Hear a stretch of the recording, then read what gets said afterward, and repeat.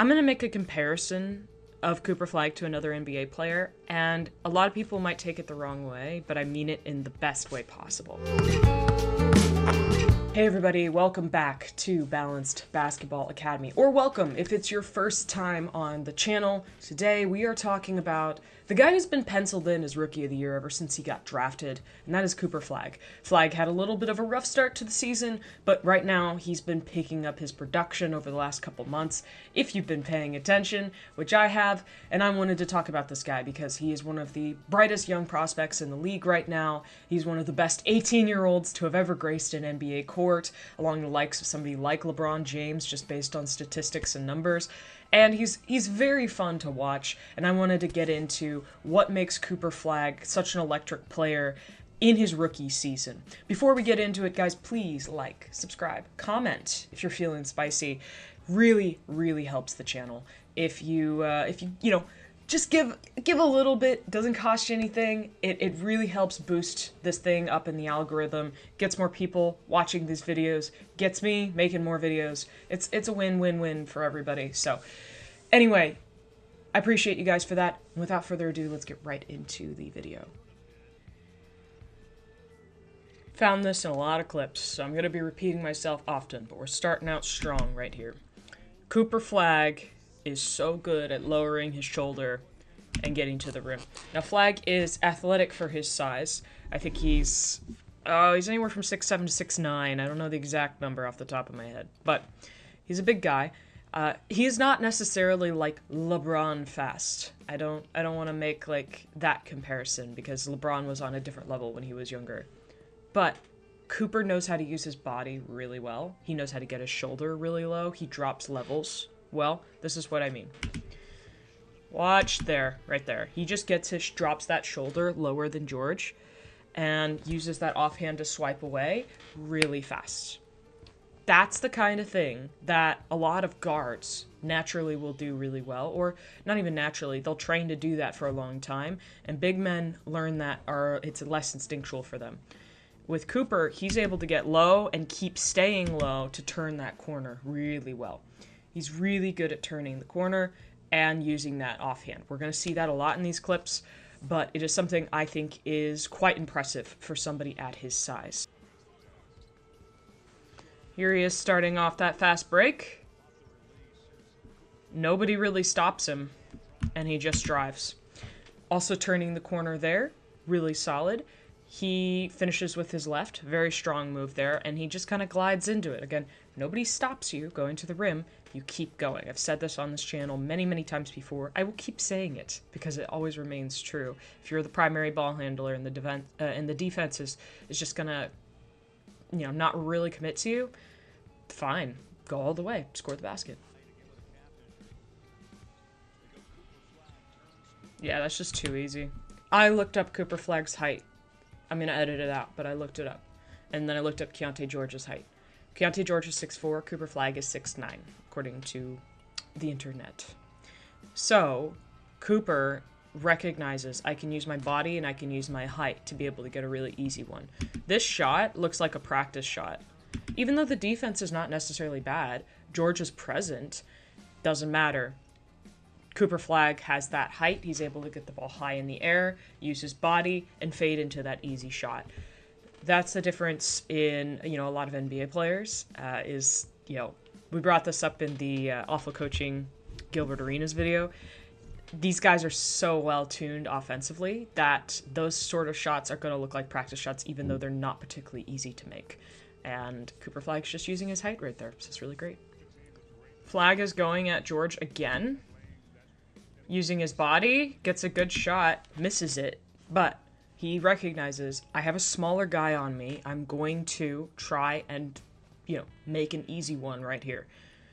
Not a bad shot. I think, early in the shot clock, sure, but not a bad shot. Really beautiful layup. I want you to really watch his offhand. He's really good at using this. So he drives, he drops his shoulder, great, step one. Step two, he is holding his defender with that left hand the whole drive. He's not pushing, but he is just kind of keeping him at bay. And because of that, he's able to get the shot off, and the defender is only left with the option to foul. Because Flagg, finishes well. But he's holding him back with that hand the whole time. Really strong stuff right there. Finishes, right? Goes into the body and extends out that way, right? He's not just laying it up for somebody to get it. He's going back into the body and extending for that layup right there. Gets the foul, mostly because he made the body contact. There's really no contact on the arm. Really smart stuff. This is like little details that NBA guys are doing all the time. And Cooper is utilizing his strength and his size to be able to make that layup. So that's Ace Bailey, closing the gap. I think Bailey senses that Cooper Flagg is just trying to run the play, possibly trying to get it to the right side of the floor. So he's aware that the play is being run, and he's stepping up, mostly to put ball pressure on the pass. That's what I assume. Flagg takes that as incentive to drive, which is a smart move. And I said that, Cooper Flagg is not like LeBron athletic, but that is in no way to imply that Cooper Flagg is unathletic. I think he's kind of sneaky athletic, where you're like, this guy's like fine, and then he just drives right by you, and you're like, how did he do that? He's subtle in that way, and he can sneak up on you. There's that drive. There's the offhand swipe. Per usual, he's able to get the defender behind him. Drives, hits it with that left. I want to see if I can pause it at the right time. I want you to focus on what leg he jumps off of there. He is jumping off of the offhand leg because typically if you're driving, you're going to do left hand, left leg rise for your layup. This time he does right leg rises up, left hand, just to throw off any shot blockers if Bailey tried to make a last-minute attempt to get to that ball. Very nice finish. Again, elite NBA guys finishing at the rim are able to finish off of either hand, either leg at any point in time. And that is a clear example of it right there, and it looks completely seamless. I'm going to make a comparison of Cooper Flagg to another NBA player, and a lot of people might take it the wrong way, but I mean it in the best way possible. Cooper Flagg is a lot like rookie Ben Simmons. And now, Ben Simmons did not shoot threes, so let's make that abundantly clear. Cooper Flagg will shoot threes over the course of this game. He will make threes over the course of this game, and the other games that I intend to cover. But his tendency to look for the drive first, unless he's uber comfortable with the three, is very Simmons-like. And his ability to close the gap that the defense is giving him and still make it to the rim and use it as his advantage is also very much like Ben Simmons. I want to make it super clear. Ben Simmons had one of the best rookie seasons ever in the NBA when he finally came into the league way back when. Okay? People forget about that. I think a lot of it gets tainted, but this is not a slight on Flagg at all, and Flagg is not one-for-one Simmons. So let's make that clear. Why is he like Simmons? All right, well, let me explain. There's a gap right there. Flagg uses that as runway to be able to get to the rim, which for players, who the defense hasn't really figured them out yet, this can be really cool. Because they're not getting a ton of help side yet. Flagg uses that runway, gives a little bump. He's really strong when it comes to the rim. His core strength is really good. And Kyle Anderson stays upright. If he didn't stay upright, that probably would have been a charge, so Flagg will have to watch out for that. And then goes up for that shot. Gets fouled on the second attempt by Anderson. That ability to close the gap on that three-point line is very much like a young LeBron or Ben Simmons. But, unlike those two guys, Cooper Flagg is a better three-point shooter than both of them. Right? He's got a gap, hand down, man down. He could shoot this three right here. He's not comfortable doing that at this point in his career. That's fine. He's able to close that gap really fast, catch the defender flat-footed. The defender reaches, and now Cooper is able to go up into that layup with his left. He finishes quite well with both hands, to the point where I'm quite impressed with his ambidexterity. Not to say that that's uncommon for NBA players, but a lot of guys will go back to their right hand just because it feels more comfortable. and will not inherently, like if they're on the left side of the floor, they may not always finish with their left, whereas if they're on the right side of the floor, they will always finish with their right. It is something that I've been impressed with, his ability to hit floaters, hit layups, do all these kind of tough shots with his left hand, just seamlessly. Who knows? Maybe in a few years, that play right there is a pullback three. Right now, it's not. We'll see. I don't know if that's something that he's necessarily comfortable with. He doesn't have a bad shot. Like, his shooting form is solid. His mechanics are solid. But as of right now, a pullback three to start off the shot clock is not something that he's comfortable doing yet. As he gets more integrated in the offense and possibly better at shooting, that might change. Yeah, okay. We're going to talk about Cooper Flagg and his passing shortcomings, okay? I'm not trying to be mean, but there are a couple times in which he makes some plays that are very, for lack of a better term, rookie mistakes. Look at where, so he's just gathered the ball. Look at where he is looking at this moment. I caught it right in a flash. He is looking this way. And he realizes that the defender is also going out this way. So he can't go that direction. But once he's gathered it, he jumps, turns, and then finds this guy in the corner on that pass. There's nothing inherently, like, awful about jump passes. The problem is that you have less than a second to decide where the ball is going to go, and if you still are deciding where the ball is going as you're in the air, you run out of time, and if you land, it's a turnover. It's a dangerous play to make, especially if you don't know where you're going as you're jumping. Like, trying to be able to make that decision, it puts a lot of pressure on you to be able to do that. He turns in the air and just hurls that ball, and it nearly gets stolen. It doesn't get stolen, so it doesn't officially count as a turnover. But that kind of play, not the smartest thing to do, right? If you can stay on your feet, stay on your feet. I know these guys are athletic, and jumping gives you a little bit of, extra inches to be able to get that pass over somebody. But if you don't even know where it's going, not the best play to do. So, I mentioned Cooper Flagg makes threes. That is correct. He does. But he is very deliberate in the way that he shoots his threes. He wants to shoot threes when he's comfortable. He wants to shoot threes where he has a good catch or a good dribble into it. And that is what this is right here. This is not like a super tough gather to get into the three. And that's smart at this point. Get something that you can make. He just kind of steps into it. He has enough space and hits that three. Really solid form. I have no issue with that three at all. Those are the types of threes that are given a little bit more freely, considering he's not a three-point shooter and he's not being chased off the line. And he can kind of control his own rhythm and his own destiny a little bit because he's not putting himself in a position to fail. Yep, it's the same problem. It's the jump pass thing again. He doesn't turn the ball over here. I don't care. This is still not a great play. Okay, so he drives, realizes he doesn't have anything. He jumps, and he's looking for somebody behind him. Thank goodness there is somebody behind him. But if there wasn't, that's a turnover. And that nearly gets picked off as well. Just something to watch out for. I'm not saying Cooper Flagg is a bad passer. But there are a couple more clips I will point out in which he does the same sort of thing, and I think it is a bad habit of his because he is used to playing with players who are not nearly as athletic, who, are unable, where he's able to make passes and plays a lot faster than a lot of the other college players on the floor. Now everybody is up a notch, a significant notch. Those guys are going to be able to clock that you're up in the air, and they're going to be able to intercept the pass, more so than anybody in college ever would have.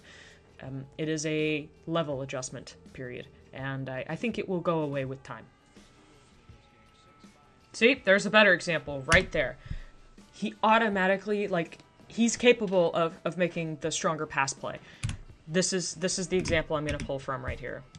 This ends up being a clean pass because he doesn't jump. Boom, right here. He's turning. If he had jumped, this pass would have been intercepted, right?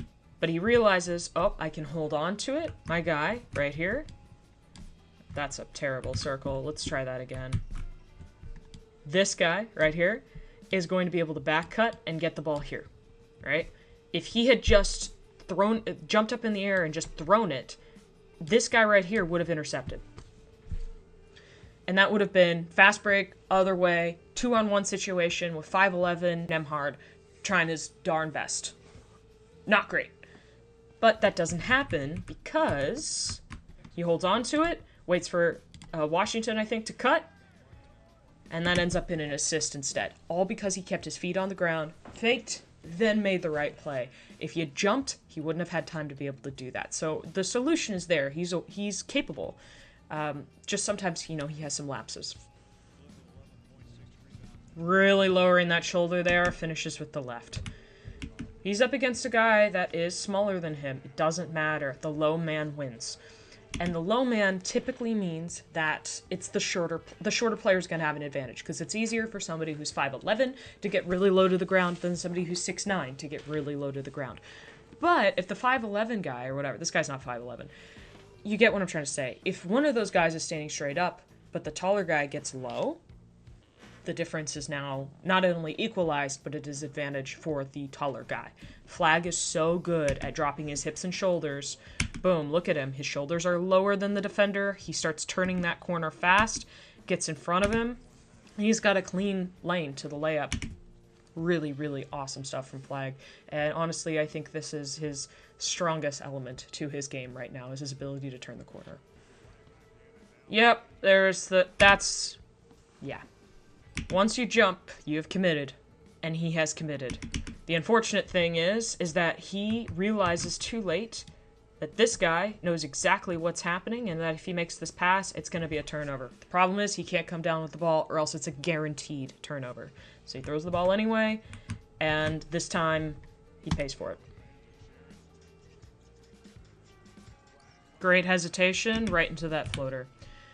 This is the type of thing that makes Cooper Flagg really dangerous, is his ability to get the rebound on a consistent basis and start the play. Survey the floor, analyze whether he's got something, coast to coast. Little baby hesitation right there just gives the defense a little bit of pause, and then he hits that floater.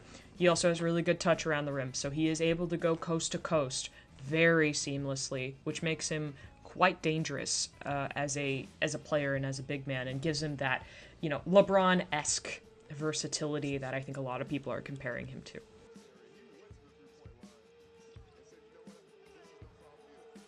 Using his size, using his strength to get through players, take contact, and be able to seamlessly make his shots. He's not a super big, heavy guy, but he handles contact really well. He is able to brush people off of him really well. Again, I understand why people make the LeBron comparisons. He's got a similar freight train mode. Not quite as, terrifying, but in a similar vein where he's a bit of a sleeper build. And I think that's quite interesting. Yeah, he's got to be careful with that. That could end up in a lot of charge calls. Now, I don't think I saw him receive a single offensive foul call in the games that I watched for this video, but he has to be careful with the lowering of the shoulder. It hasn't, bitten him yet. People haven't, started flopping around him to try and sell the call or anything, but that sort of lower the shoulder energy is something I would just be on the watch for. It ends up in a bucket here. I'm still going to commend him for his ability to take contact, just to be smart about it. There's another comfort three for him. Nice slow dribble into that three-point shot. Not particularly challenging three, but the defender hand down, man down. He feels comfortable at this spot. He's able to get his feet under him, and he typically does well. Now, barring that there's not a shot clock limitation, he's not just chucking up threes as quickly as he can. He's normally pretty deliberate about it. Turning the corner once again. Faking the pass and making the drive. It's a really subtle little move, just gives the defense pause. Now the defense puts his hands up, thinking that he's going to make that pass. Then he turns the corner, closing that gap for the drive. Really nice stuff. He is faster than Wolf, so I think that's Wolf, yeah. Again, really, really strong stuff from Flagg. playing to his strengths, finishing with his left hand once again. This is the sign of somebody who's not necessarily uber comfortable with 3-point shots unless it's on his timetable. That is a hesitation 3 for most guys. Instead, he turns it into a 1-dribble contested midi, which he makes. So, like, cool, but he just didn't want to shoot the 3. That's to be honest with you. But he can score those mid-range shots. I'm not anti-mid-range, and he doesn't, take a ton of time off the clock or destroy the play or the momentum of the Mavs there. Not that it matters. Their offense is kind of... it's the Mavericks, guys. That is a very LeBron-like move, if I've ever seen it. Just a hop into that move right there. Boom. And then into that layup. Just a little hesitation, and then go right into the play. Nothing really fancy, especially when you're on the switch with the big man, and you know that the big man is slower than you. That hesitation is really all you need. Just kind of pause them for a half second, and then you're able to make your next play. Here's another example of coast-to-coast basketball from Cooper Flagg. Nobody officially guards him because Wolf is behind him for the whole play, and then he just makes that layup. He is not, going at 100 miles an hour, but he recognizes that these guys are not guarding him properly, so he's going to go until somebody stops him, makes that layup. Really strong decision-making. Yeah, if he's not completely comfortable shooting it, he's not going to. It's not a great pass, ends up being a bounce pass. Pump fakes to get Porter off of him, steps back. Doesn't quite feel right about it. So he passes to Christie, who is a stronger 3-point shooter than he is. He still misses the shot, but it's not the end of the world there. Flagg is a little hesitant to shoot the 3. Not to say he won't. I am not saying that. I have shown clips of him making 3s in this video already, but he wants to be 100% comfortable. If he's not, he's passing that ball off more often than not. With that, that is the end of this video. I wanted to just break down a couple things that Flagg is doing and, how well that he's been playing so far. He has a lot of really great strengths. I think his ability to get to the rim is one of them. His passing ability is also quite strong. I understand why the Mavs put him at point guard early in the season, despite him being a rookie, and that being the toughest position in any league, much less the NBA. So it's, it's a lot of pressure for him. I think the big thing that has been beneficial for him is the fact that Anthony Davis has not been playing much. I think everybody has been fairly aware that Anthony Davis has a little bit of a rough injury history. Kyrie has not played a game for the Mavericks this season because he's recovering from ACL stuff. He might be back in the next couple of months. We'll see. But all that to say, obviously there's no Luka, right? Cooper Flagg is being given a nice little chrysalis in order to grow as a player, where there's a middle game in there in which Anthony Davis was present for that Nuggets game that we watch, and Cooper Flagg was not nearly as aggressive in that first quarter because Anthony Davis is the de facto best player on the team. And Flagg will allow Davis to take more shots, will give up more shots to Davis, frankly, as he should, but he tends to defer a little bit more. And it gives him less opportunity to really find his offensive footing and really get himself integrated in the offense. Because Cooper Flagg, unfortunately, not really an off-ball player. He's not the type of guy who's going to be, a 3-and-D guy. He's the type of guy who needs the ball in his hands. When he has it in his hands, he's quite good. But honestly, one of the best things that could happen to him this season is the fact that there is no presence of another superstar in this roster that he has to compete with and he has to be able to balance his touches with. And that's part of the benefit of young players playing on terrible teams is they get opportunities to get reps, to grow, to make mistakes in low pressure situations like the Mavericks are in right now, because they are frankly not a very good basketball team. But Cooper Flagg is looking like a very, very good player. Let me know if you guys want to see any more NBA topics that you're looking at. I do read comments. I don't make any promises, but I will read those comments. And let me know the kind of stuff that you want to see from me. Without further ado, if you've made it this far, please like the video if you liked the video. If you didn't, appreciate you anyway. Thank you. And have a great rest of your day. Bye.